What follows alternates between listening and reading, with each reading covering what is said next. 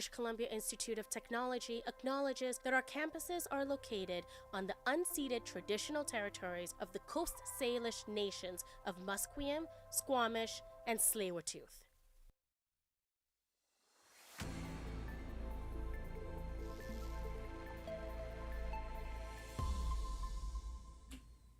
Good Tuesday morning to all from BCIT's Burnaby Campus. My name is Gabe Liesi. Here are your news headlines to 10:30 a.m. Premier David Eby says new federal legislation on bail reform addresses some, but not all, of the concerns of the family of a BC woman whose ex-husband is charged with murdering her hours after he was released on bail in July. The legislation toughens sentences for several crimes. It also shifts the burden of proof for bail from the prosecution to the accused. The family of Bailey McCourt is backing a federal private member's bill that would classify killing an intimate partner as first-degree murder. No consideration would be given to whether the murder was pre-planned. Eby says the province continues to advocate for the reforms the family is after. Before we go any further, a quick word from our producer Jeannie Lynn about what our reporters will be chasing today. Good morning, Jeannie. Good to see you as always. Thanks, Gabe. Good to see you as well. Reporter Patrick McConnell is interviewing the Carnegie Housing Project about a play they're putting on called The Return of the Blob, about the gentrification of the downtown east side.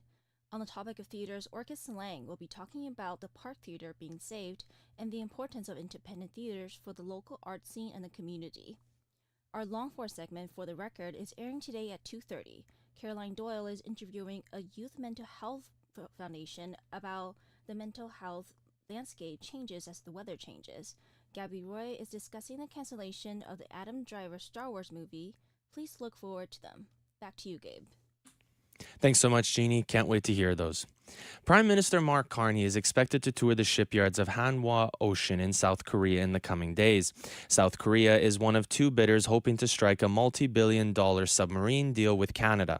According to a report, the Canadian government has been talking about how the potential bidders could spur economic development and domestic jobs within Canada. Defense analyst Stuart Webb says Canada is looking at buying two completely different war machines. The missing piece in the political discussion is what the Canadian Navy will actually need. The Canadian government's been looking at an economic standpoint, what the economic benefits to Canada are. But, one is a hunter-killer submarine that's, we've already had with the Victoria class and the Oberon and before that. And the other one's actually a ballistic missile submarine with conventional warheads. It's two different submarines, two different foreign policies, two different operations that those submarines will be undercarrying. As mentioned, South Korea does have competition for the lucrative contract. A delegation from Germany and Norway was in Ottawa last week trying to sell the Canadian government on the German-built TKMS subs instead. American President Donald Trump has announced several business deals with Japanese companies at the U.S. Embassy in Tokyo. He is currently on a trip around Asia and is set to meet with Chinese President Xi Jinping for trade talks on Thursday. U.S. Commerce Secretary Howard Lutnick made it clear that Trump's policies helped secure nearly $500 billion in investment from Japan. These deals are driven by the Japanese Strategic Investment Initiative, which was created by your tariff policy and by your historic trade agreement with Japan. The meeting is expected to take place in South Korea later this week. Prime Minister Mark Carney is also traveling in Asia this week. He is in Singapore today, focusing on attracting investment to Canada. Finishing off with a little ball. The Los Angeles Dodgers outlasted the Toronto Blue Jays 6-5 in Game 3 to take a 2-1 series lead last night. Freddie Freeman hit a home run to lead off the bottom of the 18th inning to end a marathon contest. The game is tied for the longest MLB playoff game ever in terms of innings played.